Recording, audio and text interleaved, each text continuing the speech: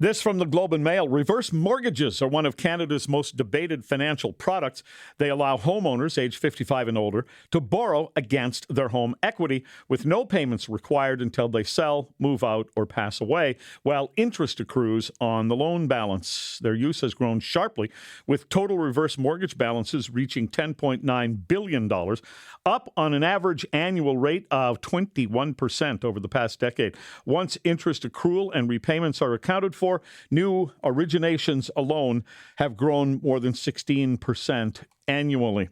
Well, to talk about this, I thought I'd go to Frank Leo of Frank Leo and Associates. Frank is not in the mortgage business, and so he doesn't have personal skin in the game, but he's very, very connected to the housing market. So, Frank Leo, good morning. Good morning, Jerry. Good to have you. What's your opinion on the reverse mortgage? Would you do it?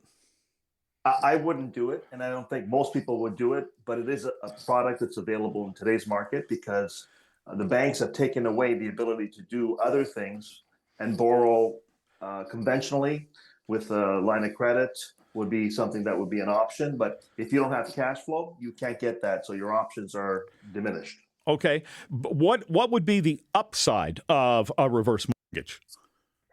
Well, you have access to funds of some sort because if you need money for whatever reason, and this is the only source, it's a source of funds. Okay, and it would be some percentage of the value that's in your home. If there's a mortgage, the mortgage is this, the value of the home is this, therefore, here's what we can give you. Well, it's based on equity. So if you have equity in your home, then these reverse mortgages will lend you money. And the way it works is they lend you money based on having equity, and you don't have to pay anything back. You get a lump sum. And when that lump sum keeps accruing interest, so you're not paying anything, but the interest is accruing, when it reaches a certain level, and usually that's around 55%, then you have to sell your home. But that may buy you many years of time that you don't have to sell. So you're in your home, you get the money, and it's not about the best option, it's an option that you can use.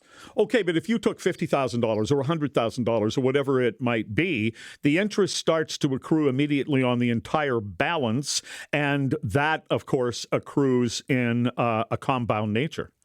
That's correct. And so this is the problem with it is you don't see it compounding. The other problem is you may take a larger sum than you need because you may figure you may need it in the future. Whereas if you had a line of credit that would be, for example, $250,000 and you only need 50, you'll use 50 at the moment and pay interest only on the 50. But a reverse mortgage, you take the entire 250 and you're paying interest on all of it, even though you may not need it all from day one. All right. So you would prefer a line of credit. Why would somebody who has value in their house not be able to get a line of credit? Well, first of all, I prefer the line of credit because typically it's a lower interest rate. And so a mortgage, a conventional mortgage or a line of credit would be less money that you're paying, considerably less, and you'll save money that way. But you're not able to get a line of credit or a conventional mortgage if you don't have cash flow. That's income coming in on a regular basis to be able to cover the loan payments. That's what is a problem today, because if you're retired and you don't have that amount of money coming in, then a reverse mortgage may be one of your only options. Now, Frank is telling us that if you do a reverse mortgage and then it gets to the point where maybe what's owed is 55% of the value, Frank, you said you have to sell your home. Some people are writing in saying you don't have to sell your home. Well, no, not if you can pay the money.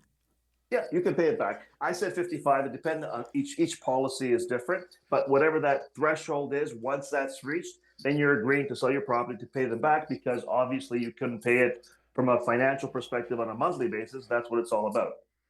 Now, if I was able to run the numbers and think that, okay, this thing isn't going to come due for X number of years, and I'm older and I don't expect to live that many years, then maybe I'd go ahead and do it.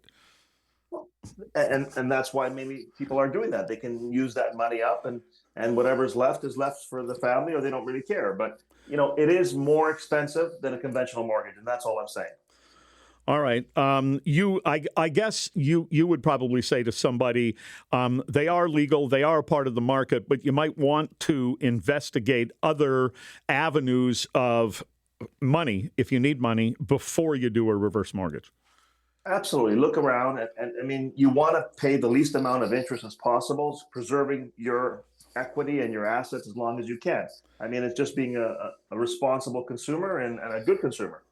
All right, let's talk for a moment then about another aspect of the market. Housing prices were going down. Do they continue to go down, or has it circled back up again? As of last month, the Toronto Real Estate Board reported the prices have still come down. The amount of sales went up slightly, which is good, but the amount of the dollar value or the dollar average dollar has come down. I saw a story this morning, I think it was in the Star, where they were profiling a home, looked pretty nice from the photos, but that it sold for $1 million less than it would have sold just a couple of years ago.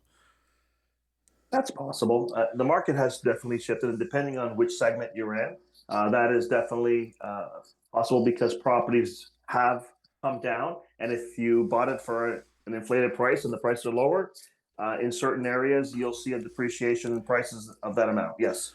You said that it continues to go down, but the number of sales has come up. So have we hit a point now where more people are saying, hey, if that's going to be the price, I can finally afford it?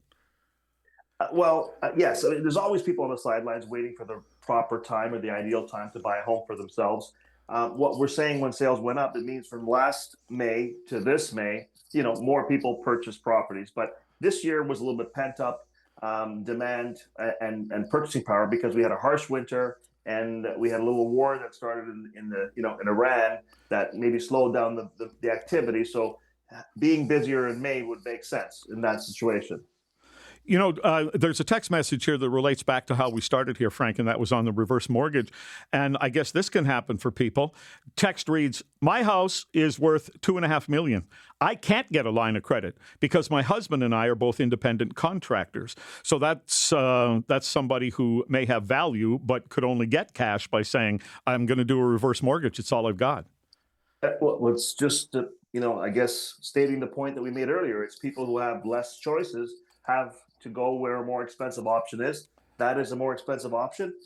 It is an option, but you're going to pay more interest, and it's the price you pay if you don't have the other, I guess, a steady job, income coming in. I mean, equity used to be a way to borrow from the banks conventionally, but I guess they're concerned that they pulled back on that. Frank Leo and Associates, thanks very much. Thank you, Jerry. Have a great day.